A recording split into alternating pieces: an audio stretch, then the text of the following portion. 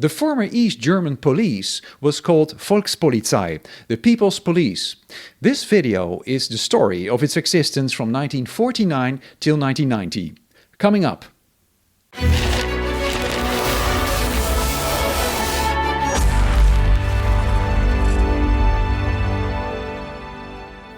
Hi and welcome to another East Germany investigated video.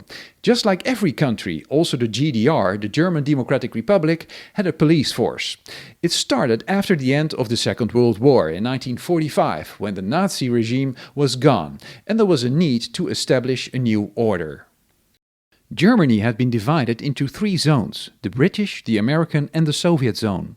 It was clear that the police force as it existed previously had to be abolished. During the Third Reich, the German police forces had carried out brutal Nazi policies.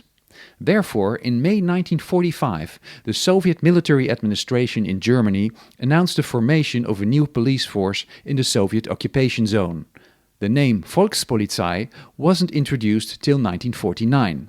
That year also was when the German Democratic Republic was founded as a state, as a reaction to the foundation of the West German state, the Federal Republic of Germany, a few months earlier.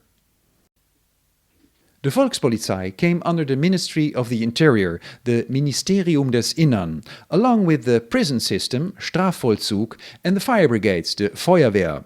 In that same year, around 10,000 employees were fired for political unreliability, which just meant that they were former Nazis, or that they were just not communist enough, or that they hadn't the professional competence to do the job. Unlike the West German police, the Volkspolizei was strictly centralized. The main branches within the Volkspolizei were the uniformed police, the Schutzpolizei. These were the ordinary cops on the street, so to speak. In the first few years after the war, they also helped farmers to guard their crops before harvesting, because the food shortages had led to lots of thieving. In 1952, the so-called Abschnittsbevollmächtigter was introduced, following Soviet example. This was a local police officer responsible for policing each residential area. Depending on population density, it meant overseeing roughly 3,000 to 5,000 residents.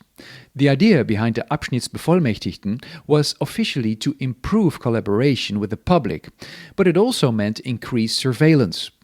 The ABVs, as they were known for short, also inspected the so-called home books, Hausbücher, introduced in 1951. These were registration books for each house, which had to list all the residents and also any guests that stayed 3 days or longer. In the 1960s, the Schutzpolizei became more mobile, as they were equipped with a lot more cars and motorcycles. Policing in general became more modern and technical. The traffic police, the Verkehrspolizei, was a department of the Schutzpolizei. In the beginning, it was the only department within the Volkspolizei that also had police women. Besides being responsible for policing and regulation of traffic on public roads, the traffic police also ran driving licensing and vehicle registration. By the way, you might not know that the GDR had a zero-tolerance policy on alcohol for drivers, despite, or perhaps because of, the country's culture of heavy drinking. The Kriminalpolizei was the detective department. The East German population lived under heavy state control, but it didn't mean that there was no crime. The state, however, tried to create the impression that crime was minimal. The media reported very little on criminal activity, and crimes in the West were often sensationalized to suggest that crime mainly occurred in capitalist countries.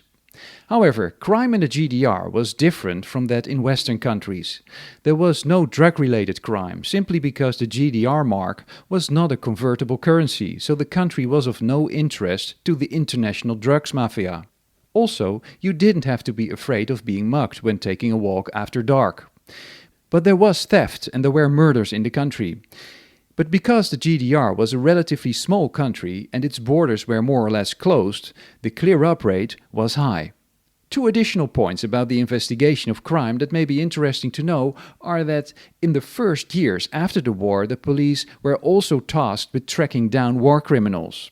And also that detectives used German Shepherd dogs as sleuths. These dogs are able to follow a trail for up to 20 kilometers, even if it is 2 days old. The transport police, Transportpolizei, was, as the name suggests, responsible for public order and security on the premises of the East German Railway, the Deutsche Reichsbahn. The tasks were similar to those of the rest of the uniformed police. Their field included both passenger and freight transport. And just as there was a separate police department for the railways, there was also one for everything that took place on the inland waters of the GDR. The Wasserschutzpolizei took care of traffic safety on the water, checking that all rules and regulations were followed. They also watched over the safety of swimmers. The border police, Grenzpolizei. As the name suggests, they guarded the borders, but in a much more ruthless way than the border guards of most other European countries. The Grenzpolizei was there to stop the non-stop stream of refugees leaving the country, a process that started not long after the Second World War and continued until the border was effectively sealed by the building of the Berlin Wall in 1961. They also were tasked with combating the smuggling of goods in and out of the Soviet zone and thereby trying to stamp out the black market. Once the Berlin Wall was built, the border police were incorporated into the armed forces, the so-called People's Army, the NVA. The Department for Industrial Safety, Betriebsschutz, had the task of protecting the East German enterprises from attacks. It focused not just on common theft, but also on spies, saboteurs and provocateurs. The Kasernierte Volkspolizei, which could be translated as the Barracked People's Police, was founded in 1952. It was in fact a disguised form of a national army, which was at that time still not allowed as part of the post-war demilitarization of Germany that was still ongoing. In 1956, the Kasernierte Volkspolizei became the National People's Army, the NVA. I made a video about the NVA previously. Feel free to check it by clicking here or via the link in the description. The system of civil registration, Pass- und Meldewesen, was also part of the Volkspolizei. At the age of 14, every GDR citizen received a Personalausweis, their identity document, which looked like this. If you wanted to travel abroad, which for GDR citizens mostly meant a trip to another Soviet bloc state, you also needed to go to the Pass- und Meldewesen to fill in a request that needed to be approved. It was also the place where you had to report a change of address, but you could also go there and ask them to look up an address for you. As I mentioned, the prison system and fire brigades were also part of the Ministry of Internal Affairs. Two short points about those organizations. The prisons in the GDR were intended to re-educate their prisoners into becoming well-functioning socialist citizens. After the fall of the wall, a number of former inmates shared their stories about the injustice that had taken place during their time in prison, and they started legal procedures to have their sentences annulled and to receive compensation. The fire brigades in the GDR were not only active in firefighting, but also spent a lot of their efforts on fire prevention. This contained inspecting people's homes, farms and enterprises and checking the fire risks. These activities really paid off and led to a significant decrease of fire damage in the GDR. The prison system, as well as the fire brigades, deserve their own episodes on this channel. All employees of the organizations under the Ministry of the Interior had to do basic training of 1 year, including an internship that was oriented towards their specific division, so a future transport police officer had rather different training from a fireman. The training included subjects like Marxist-Leninist philosophy, the theory of the state and law, physical training and foreign language lessons, mostly Russian. A future police detective would also study subjects like criminal law, criminology, and weapons and shooting training. In order to become an officer, it took, depending on the division, 2 to 3 years of additional studies. After passing the exam, the graduates would acquire the rank of second lieutenant, Unterleutnant. For Abschnittsbevollmächtigte, the ABVs, there also was a special training program of 1 year, later extended to 2 years as the responsibilities grew. Further studies could be undertaken at the Polizeihochschule, the police university in Biesdorf near Berlin. The aim of the program was to qualify students for leadership roles. After 2 years of studies you obtained the degree of political scientist, Diplom Staatswissenschaftler. In the first few years of the Volkspolizei, the policemen wore the same uniforms as before the war, if they still had them. Some of them even wore Wehrmacht uniforms, the uniforms of the Nazi armed forces, just dyed blue. Mostly they also wore an armband with the word police in German and Russian. In 1954, the Schutzpolizei and the Transportpolizei got new shakos, which are caps that look like this. However, 8 years later, they were all abolished and destroyed. The reason was that the hats, made of plastic, were not suitable to use in winter. Also, the uniform color was changed to green. The transport police, however, kept their blue uniforms. In the decades that followed, there were changes from time to time. Generally, you could say that every division had its own uniform. What weapons did the Volkspolizei have? I could probably do one whole video about the weapons used by the Volkspolizei, but for now I will stick to some of the main ones. In the 1940s, policemen would be armed with the Parabellum Luger 089mm. Until the end of the 1960s, this weapon remained the standard. After that, it was replaced by the Soviet Makarov and the 1001 and the pistol CZ. The 1001 was an East German copy of the Walter PP, a well-known police pistol that was produced in West Germany. The CZ was issued to detectives and higher-ranking officers. The Makarov, however, remained the standard pistol till the 1990s. The MPI-41 was the basic automatic weapon. In the 1960s, the Soviet Kalashnikovs KMK and KMS replaced the MPI-41. The Kalashnikovs remained in use till the end of the GDR and luckily were not deployed during the months of upheaval in the end of 1989. There were many types of vehicles that the Volkspolizei used during its existence. Here too is just an overview of some of the main ones. In museums you often run into the Ladas, Volgas and Wartburgs, which were the makes of cars most used in the 1960s, 70s and 80s.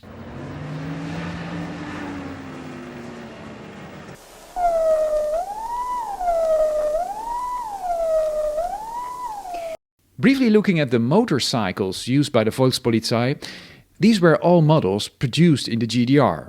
The EMW R35 was commonly used in the 1950s. At the end of that decade, the standard was changed to the make MZ, with the MZ BK350. MZ stands for Motorradwerk Schopau. It was a make that was also quite well known in the West. It survived the GDR, but due to a lack of demand, production was stopped in 2008. The standard motorcycle models for the Volkspolizei in the 1960s, 70s and 80s respectively were the MZ ES250, TS250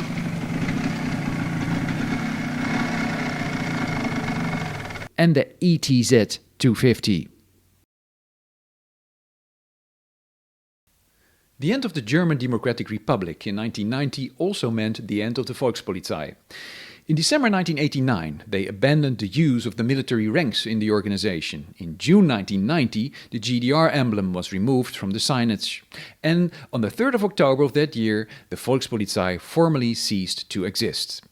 At the time of the German reunification, the police had around 85,000 staff members. But in the months before, in the period between January and October that year, thousands of policemen had already voluntarily left for different reasons, such as retirement or because they knew they would be demoted in the takeover, or that they would be dismissed if they had been working closely with the state's security, the Stasi. Even those that stayed were reduced by several thousands who did not pass the checks that were carried out by the new organization. One of the reasons for firing former Volkspolizei employees again was that they had been working closely with the Stasi. The Stasi had been spying on the East German population for years and used inhumane and oppressive methods. It was clear that this organization had to be shut down. The role of the police in the GDR was different than that of the Stasi. For the most part, they had just functioned as a regular police organization, similar to that of any other country. But there had been a part of the police organization that hadn't done so. The role of the Volkspolizei was to serve the state, to protect its constitution and to counter attacks on the East German state with force. All VP employees got Marxist-Leninist training. That meant that the Volkspolizei had become an inseparable part of the East German regime. Here are a few examples. As of 1952, farmers were forced to join collective farming, agricultural production cooperatives, which from an efficiency standpoint may not have been a bad system, but a lot of pressure was put on the farmers that didn't want to join. The police played a role in checking whether farmers had delivered their minimum delivery quotas, and taking action if farmers hadn't paid their increased taxes, etc. Also during the uprising of the 17th of June 1953, the police were present to keep control of the demonstrators, which they didn't succeed in doing. Hundreds of thousands of people went on the streets throughout the country. They were dissatisfied and angry with the East German government. Lots of confrontations and fights with policemen occurred. During and after the demonstration, the police arrested thousands of citizens. But to give you the full picture, there were also policemen who switched sides during the uprising, casting off their uniforms in public. These men, of course, had a hard time afterwards.